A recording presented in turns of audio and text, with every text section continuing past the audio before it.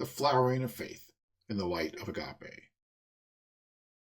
I am William Greenway, and this presentation is adapted from Chapter 17 of my book, In the Light of Agape, Moral Realism and Its Consequences. In a world increasingly dominated by sectarianism and exploitative social Darwinian relations, we need global spiritual awakening and a move away from sectarian understandings of faith. Neither of these are possible if people think faith is irrational or that only one faith can be true. The philosophy of Emmanuel Levinas maps a path to rational and open spiritual awakening. Levinas, a Jew, was decisively awakened during 5 years' hard labor, captive in a Nazi camp. From the bowels of the Nazi horror, Levinas realized nothing is more sure than the moral reality of being taken hostage by the faces of those who are tortured and screaming out, "Do not hurt me, do not kill me." Inspired by Levinas, I talk about the same reality in terms of awakening to having been seized by agape for every face, including one's own. We see children squealing with delight in new fallen snow. We see the shocked faces of the survivors of the tsunami, broken bodies strewn about the background. We are not first objective, detached, neutral, and only then deciding what we think. No, insofar as we are not by nature or through repeated hardening of heart psychopathic, whether they are scenes of joy or scenes of horror, we are instantly, before decision or even reflection, joyful or horrified. The singular passion inflaming our joy or, in other circumstances, our horror, the palpable spiritual force over and against which we must exert ourselves if we decide to harden our hearts and react differently. That spiritual force is agape. Agape is the wellspring of good in a moral realist sense. So moral reality is not, to list modern candidates, a product of what is pleasurable, desired, preferred, biologically or socioculturally selected for, or implicitly or explicitly contracted. Moral reality is rooted in the real force signified by agape, a force as real as gravity, if different in kind. Initial defense of agape is best achieved, as above, through invocation of scenes which provoke joy or horror. For most people whose philosophies leave no place for realist affirmation of agape are nonetheless profoundly awakened to it in their daily lives. Seized by agape, they are joyful when they see children squealing with delight in the snow, and horrified by the anguished faces of the survivors of the tsunami.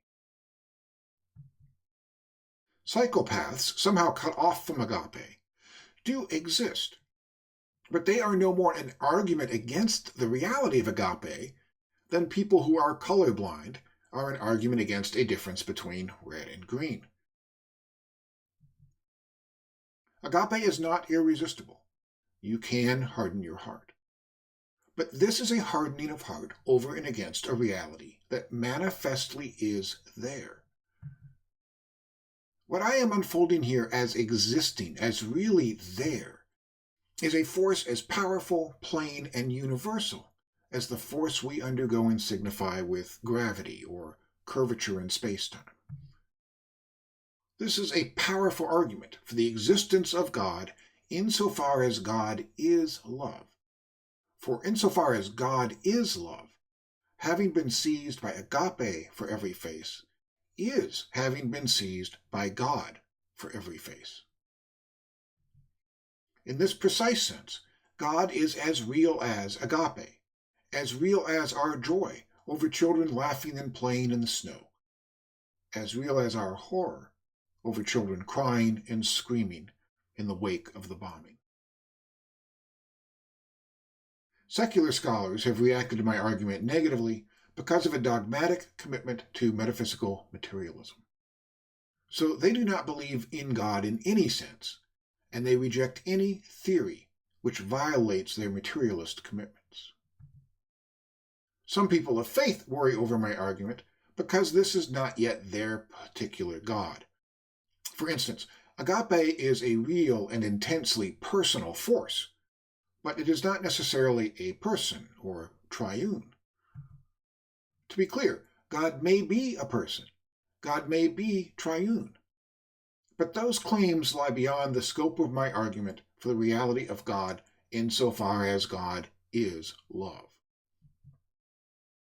In a world in which intellectual elites are overwhelmingly secular, and faith is widely seen as irrational, an argument for the reality of the intensely personal moral force of agape, for God insofar as God is agape, is significant, especially if it can also provide a basis for communion among the world's faiths.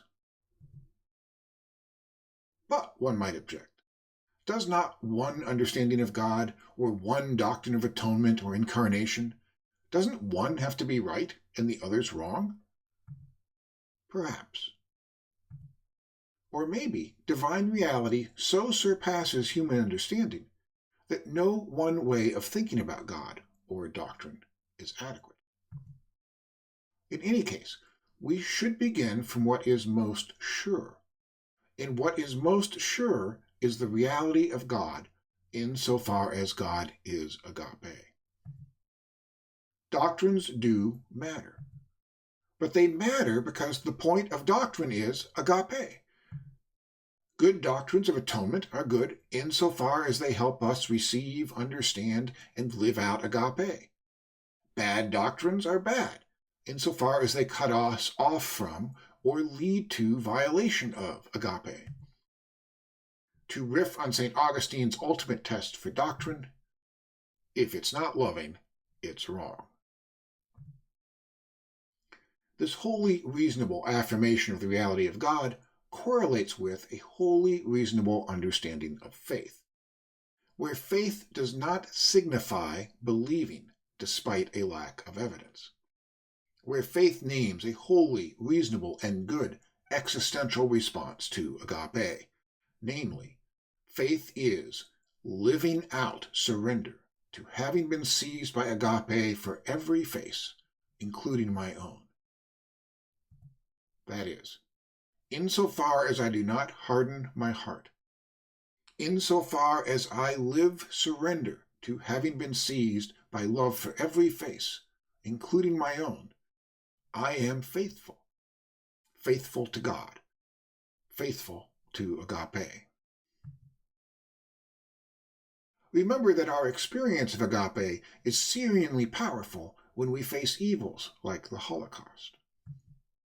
So, contrary to the modern idea that evil is an obstacle to faith, we are seized by agape with utmost power and conviction precisely when we face the most horrendous evils.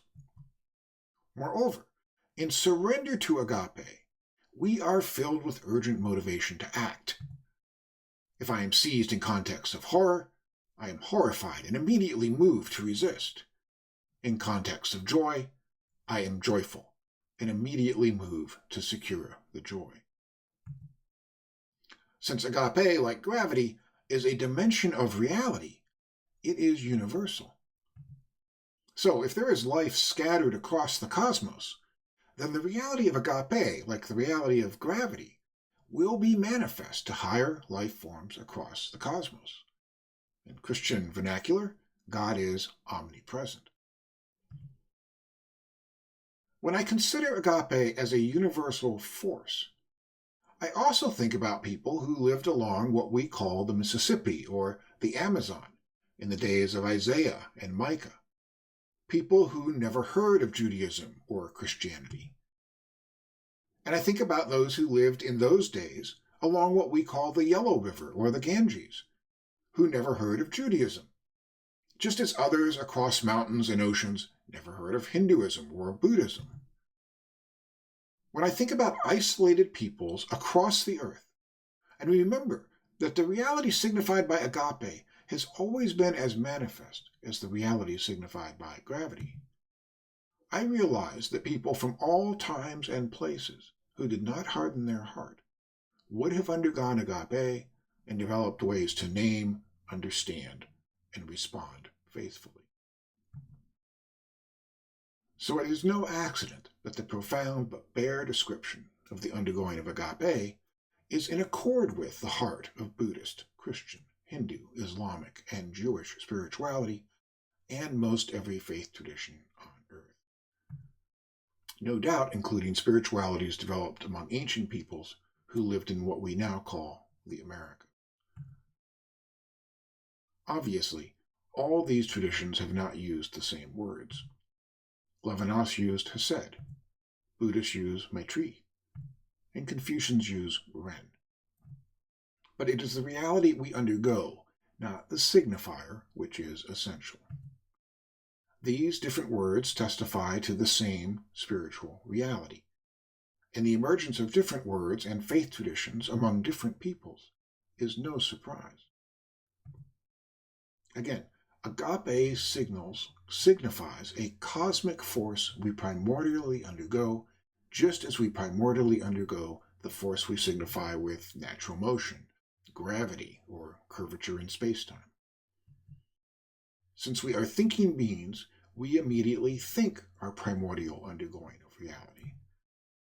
And we immediately think our undergoing of agape in terms we receive, for we each emerge at specific points in history with diverse cultural-linguistic ways of understanding.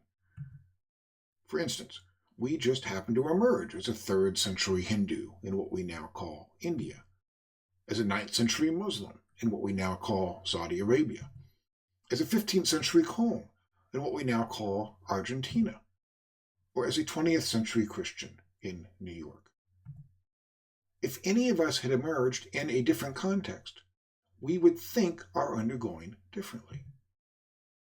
This means we all grow up thinking our primordial undergoing of reality, and we signify and theorize one dimension of our undergoing of reality in terms of natural motion, gravity, or curvature in space-time, and we signify and theorize another dimension of our undergoing of reality in terms of agape, hesed, maitrī, or ren.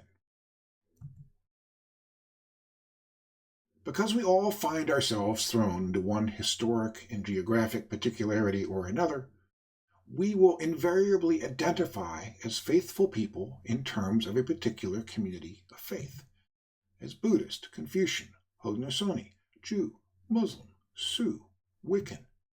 That is simply reality. And it need not be a problem, as long as being faithful to agape within our own community is also about being for what is loving, good, and just for other communities, insofar as they too are faithful to agape. Naming the undergoing of having been seized by agape isolates the primordial reality at the heart of the great systems of understanding that are Buddhism, Christianity, Hinduism, Islam, Judaism, Zen, and all the rest. To be sure, all these traditions have carried harmful systemic distortions and have been misappropriated to evil ends. But those misappropriations are not consistent with the central texts or teachings or with the character of the saints revered by the world's major faith traditions. For those misappropriations are not in accord with our undergoing of agape. This is why no major faith tradition celebrates people who are brutal, selfish, exploitative, or destructive. To the contrary, there is massive ethical consensus among all the world's historic faiths about ethical issues which affect literally tens of billions of people and other creatures. The idea of an inevitable sectarianism among the world's religions, let alone secular elites' frequent depiction of religions as, above all, irrational, even selfish sources of worldly horrors, is neither innocent nor true. For the idea that the world's faiths are fundamentally opposed masks their shared witness to agape and cuts us off from massive consensus about condemning greed and selfishness. Massive consensus about the call to feed the poor, heal the sick, clothe the naked, visit and defend the persecuted, to work to ensure maximal flourishing and happiness for all creatures, humans, cats, cockroaches, maple saplings, all despite living in a world which we will never make perfect. Global interfaith ethical consensus over such significant matters is so overwhelming that if it were made manifest, say explicitly celebrated in an entry hall at the United Nations, or as a chapter in world history textbooks, it might help to fuel political momentum for addressing some of the world's most pressing needs. Unfortunately, the idea that the world's faiths are irrational is so powerful among global elites that a tour of United Nations headquarters in New York suggests the world doesn't have any faith traditions. And the idea that the world's faiths are wholesale at odds with one another is so widespread, even among people of faith, that the threat of sectarianism looms immediately when I name diverse faiths. As if folks like Isaiah, Siddhartha, Jesus, the Prophet Muhammad, Black Elk, as if they were all to get together, they would want to fight one another. What do we imagine these folks, if they were transported together into today's world, would say to us about this world, about what is needy, what is important, about the vast inequities of wealth and power, about what our goals and actions and policies should be? In order to dissipate sectarian tendencies, it is helpful to think of diverse religions in an aesthetic modality.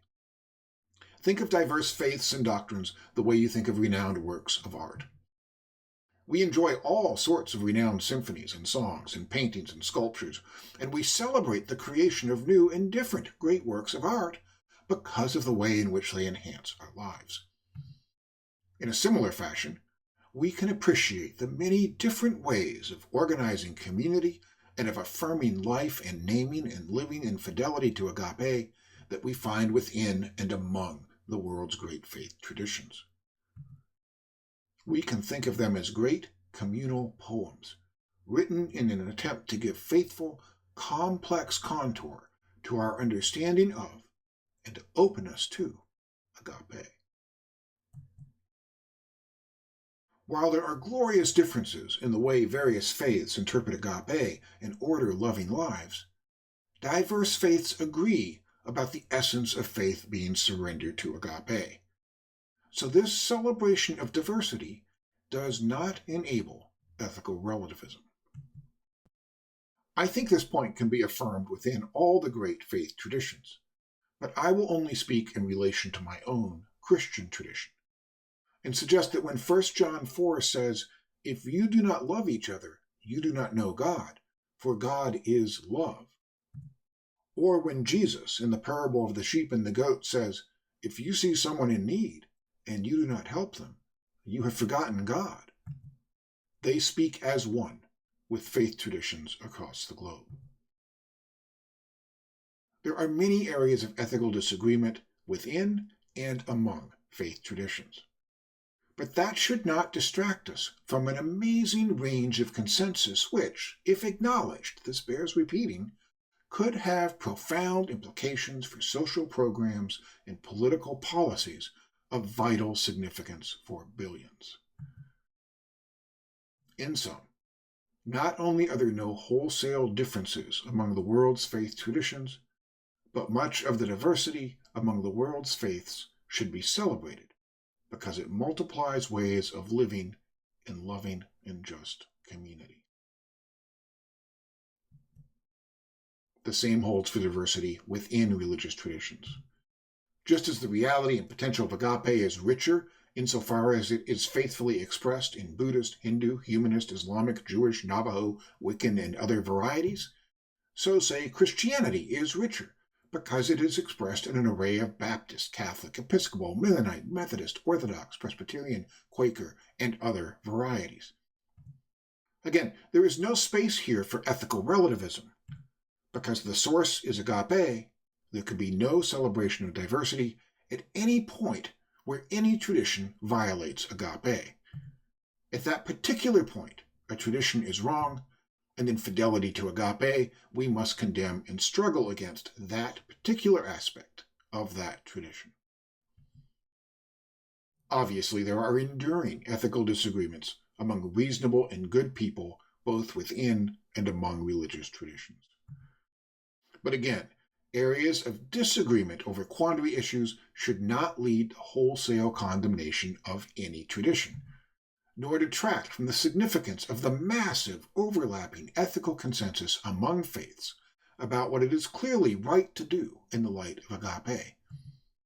For instance, it should not detract from massive consensus about what it is clearly right to do in relation to food, shelter, education, healthcare, autonomy, and in response to exploitation, abuse, poverty, and neglect, just for starters.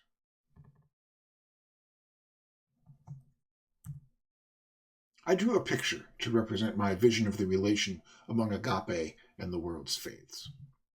I call this the flower of faith blooming in the light of agape.